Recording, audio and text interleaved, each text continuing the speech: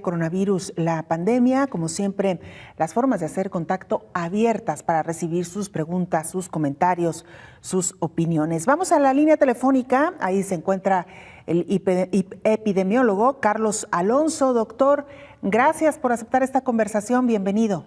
¿Qué tal, Belén? Buenos días, muchas gracias por la invitación. Gracias, doctor. El tema que hoy nos ocupa tiene que ver con las reinfecciones. Ya hablábamos al inicio de este espacio cómo pues estas comenzaron a registrarse de manera mucho más temprana de lo que la comunidad médica, científica y sobre todo la humanidad hubiera esperado, doctor. Así es. Pues mira, hay que recordar que el coronavirus es un virus perteneciente a la familia de coronaviridae y esa familia de virus ha demostrado y ha documentado reinfecciones en distintas ocasiones. Entonces no era extraño esperar que se fueran a presentar reinfecciones con el SARS-CoV-2. Es un hecho que a la fecha no existe evidencia suficiente de que las personas que se han recuperado generen anticuerpos neutralizantes que puedan proteger de una reinfección. Y la confirmación de una reinfección pues, requiere de un soporte de laboratorio relativamente complejo. Entonces, por eso es que no tenemos tantos casos documentados de reinfección, porque el proceso para poder confirmar la reinfección es hasta cierto punto complejo. A nivel mundial se tienen bien documentados, por ejemplo, 6 casos muy particulares de reinfección, 2 de ellos de personal de salud, en Bélgica, en China, en Ecuador, en Estados Unidos, y 2 casos en la India. Entonces, estos casos presentaron una infección, después, como mencionaba el doctor Héctor Raúl, presentaron una negativización y después volvieron a presentar síntomas, se les realizó una nueva prueba y se detectó que nuevamente estaban infectados por SARS-CoV-2 con un periodo de tiempo que fue desde los 63 días hasta los 111 días.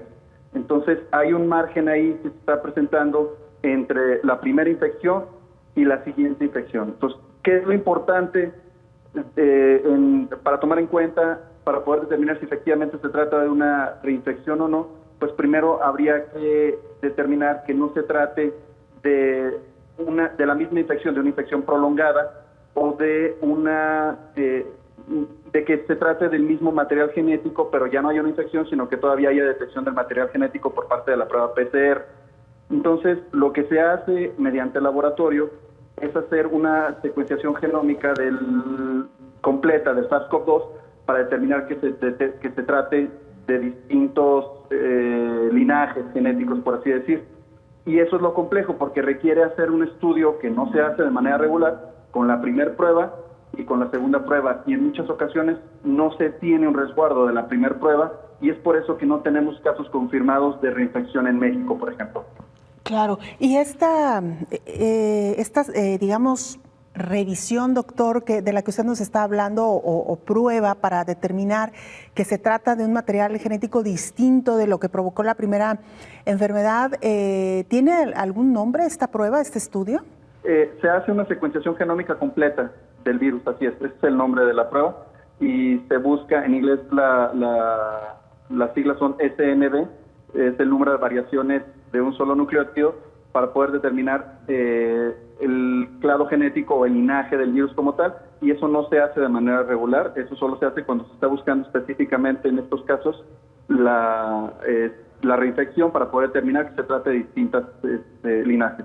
Claro, pero como usted ha explicado, doctor, es necesario tener la evidencia primaria para compararla con la siguiente prueba y entonces poder determinar si se trata del mismo virus o de uno distinto. Me refiero no que se trate de un virus distinto al SARS-CoV-2, sino, como usted lo ha dicho, de un linaje diferente.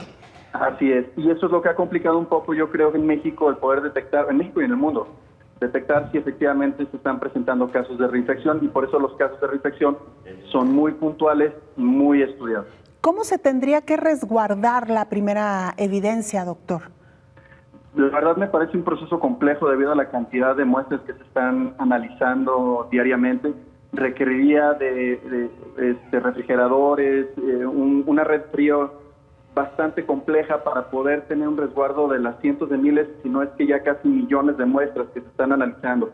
Por eso creo que es un proceso complejo y la OMS y la OPS lo que han emitido es una definición operacional para poder detectar de manera empírica, por así decirlo, un caso sospechoso de reinfección sin necesariamente utilizar una prueba confirmatoria. Se quedaría como un caso sospechoso, pero tiene que cumplir con los requisitos que habíamos mencionado anteriormente, que haya una prueba confirmatoria inicial, que cumpla con un periodo de tiempo determinado entre la primera aparición de síntomas y la segunda aparición de síntomas, y que tenga una segunda prueba confirmatoria, pero no necesariamente que haya una secuenciación genómica entre ellas dos. Muy bien, doctor Carlos Alonso, epidemiólogo, nos acompaña en esta mesa de trabajo el infectólogo Héctor Raúl Pérez Gómez, quien también desea saludarlo y hacerle algunas preguntas, doctor. Estimado Carlos, buen día, qué gusto saludarte. Gracias por estar en este espacio en el programa.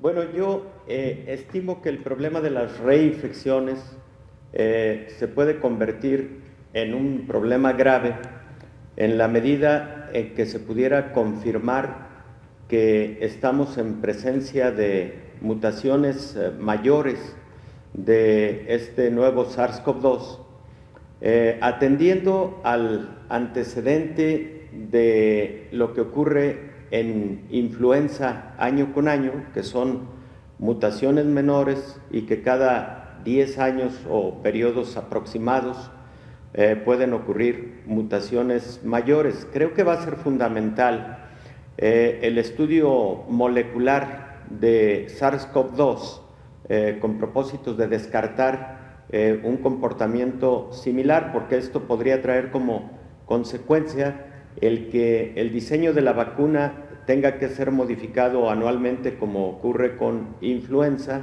pero no solo eso, sino tener que indagar con detalle el que el comportamiento clínico de la enfermedad pudiera ser diferente dependiendo de la cepa o del subtipo que pudiera estar como responsable de la enfermedad, si esto llegara a definirse como producto de mutaciones menores o mayores, del tipo que sea. ¿Cuál es tu opinión en relación a la ruta que debería seguirse a nivel mundial, primero para identificar si este puede ser el fenómeno o si el fenómeno es el que hemos venido observando con algunos pacientes publicados en la literatura, en donde aparentemente después del primer episodio desarrollaron muy poca inmunidad, algunos de ellos incluso no tuvieron detección de anticuerpos IgG, por ejemplo, y que sea más bien una inmunidad débil la que se generó durante el primer episodio y eso sea lo que ha generado un segundo episodio de COVID-19. Doctor Héctor, antes que nada un saludo, un abrazo, es un gusto escucharlo y poder compartir el espacio con usted. En primera, pues sí estoy totalmente de acuerdo con lo que menciona. Las complicaciones que representa el poder hacer este análisis desde un punto de vista de infraestructura y metodológico, yo creo que es lo que está obstaculizando el análisis a profundidad. Me parece que se debería a nivel nacional y a nivel mundial establecer un protocolo en donde se establezca un muestreo estratégico de ciertos casos para poderle dar un seguimiento específicamente a estas mutaciones que usted está estableciendo. Actualmente no tenemos esa información de manera generalizada. Sí se están haciendo, por ejemplo, lo que son las encuestas serológicas, pero eso no nos habla del linaje del virus ni qué cepa estamos hablando. Entonces yo creo que en conjunto con las encuestas serológicas que están realizando se debería hacer este estudio para poder determinar las mutaciones y por ende poder establecer, así como hacemos con influenza, una especie de pronóstico para poder determinar el tipo de vacuna que va a ser más adecuado, que bueno, ya nos estamos adelantando mucho en este tema. Efectivamente, sin embargo, creo que el comentario que hacías previamente relacionado con tener una buena cantidad de alícuotas congeladas para poder hacer seguimiento a mediano o largo plazo, por lo menos de algún 10% de los especímenes que se recolectan en diferentes partes del mundo podría tener alguna utilidad para que luego comparativamente a lo largo de los meses pudiéramos ver si existen estas mutaciones y estos cambios pudieran ser responsables de un comportamiento diferente incluso de la misma pandemia en los siguientes meses que nos mantienen todavía con mucha incertidumbre. No sé si estás de acuerdo, estimado Carlos. Totalmente de acuerdo, Héctor. El problema, como mencionábamos, es el resguardo de los mismos medios. A lo mejor la gente que nos escucha no está muy familiarizado con esto. Durante los primeros días, desde la toma de muestra que se resguarda, el medio puede estar a cierta temperatura, pero cuando ya se quiere resguardar por mayor tiempo, tiene que estar a una temperatura menor, lo cual requiere una infraestructura más especializada. Pero yo estoy de acuerdo que lo ideal sería muestrear un porcentaje y guardar esta cantidad de muestras para hacer el análisis de manera prospectiva.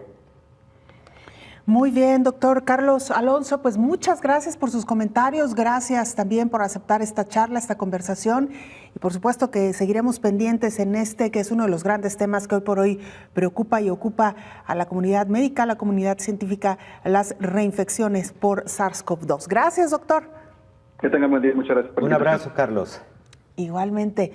Doctor Héctor Raúl Pérez Gómez, muy interesante esto que nos planteaba el doctor Carlos en el sentido de tener la certeza que se trata de una reinfección, porque hasta ahora